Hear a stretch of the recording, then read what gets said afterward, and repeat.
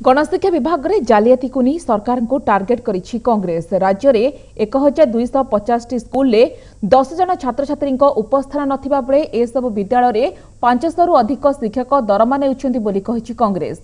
एथिसहित 4 लाख ऊर्ध्व छात्र छात्री मध्याह्न भोजन और स्कूल पोशाक नारे लक्ष लक्ष टंका हड़प करा जाउछि।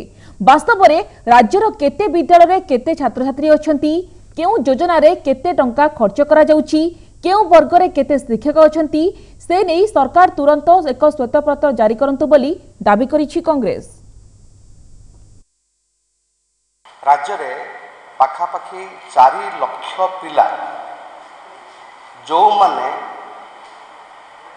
उपस्थान रे तांको ना गडुछि किंतु वास्तव रे समान होचंती भूत छात्र छात्री सेमानक ना रे जेते सब योजना एवं अन्य जहाँ सब योजना अच्छी ताको हड़प हो सब स्कूल मानक पाखापाखि 500 शिक्षक अछंती जो माने दरमा नौचंती किंतु क्लास को बा स्कूल को आसु नाहंती बा पढ़ाऊ नाहंती। प्रतिकार पाई आमे दृढ़ दाबी करबा संगे संगे आमे गोटे श्वेत पत्र आमे सरकार पाखरु आशा करूछु।